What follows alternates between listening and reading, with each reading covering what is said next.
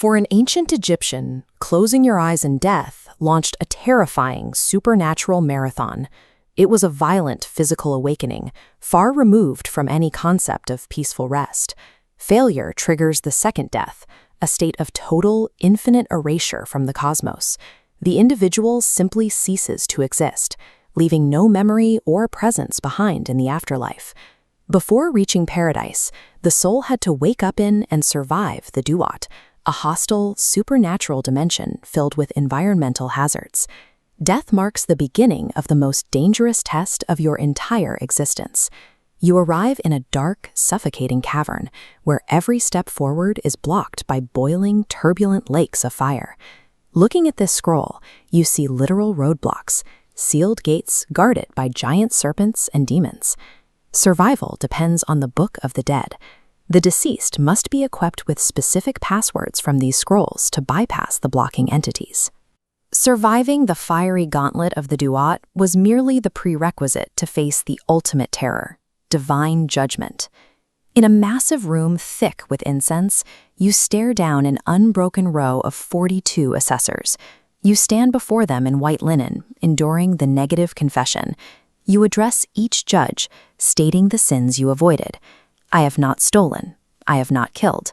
You are being tested against Ma'at, the universal law of absolute truth, order, and balance. This trial measures the harmony of your soul against the cosmos. A human living a life of chaos was viewed as a literal, physical threat to the structural stability of the entire universe. The ritual is overseen by Anubis, the jackal-headed god of mummification. He physically takes you by the hand and calibrates the great scales, ensuring the cosmic equipment is perfectly leveled. Looking back at the papyrus, we see Thoth, the divine scribe. He acts as a cold, objective accountant, recording the exact weight with total indifference to human excuses. Waiting at the base of the scales is Ammit, the Devourer. As shown in this illustration, she is a biological nightmare forged from Egypt's most lethal predators: the snout of a crocodile, the torso of a lion, and the heavy rear of a hippopotamus. The trial's climax centers on the heart, holding the memory of your every choice. Anubis places it on the left pan. For the counterweight, he places the feather of Ma'at on the right, carrying the absolute mass of cosmic truth. The hull goes completely silent. Anubis steps back, releasing the beam. Your entire eternal existence now hangs on the physical tipping of the scale.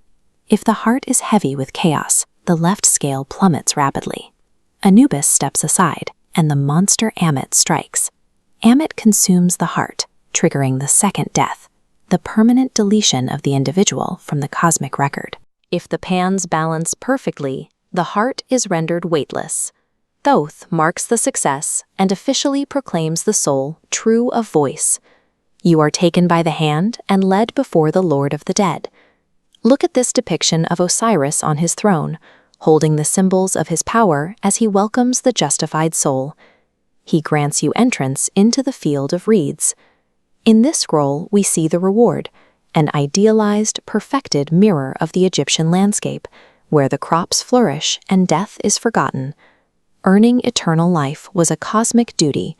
By passing the Hall of Two Truths, the soul proved it belonged in the universe, helping to keep the forces of total chaos at bay forever.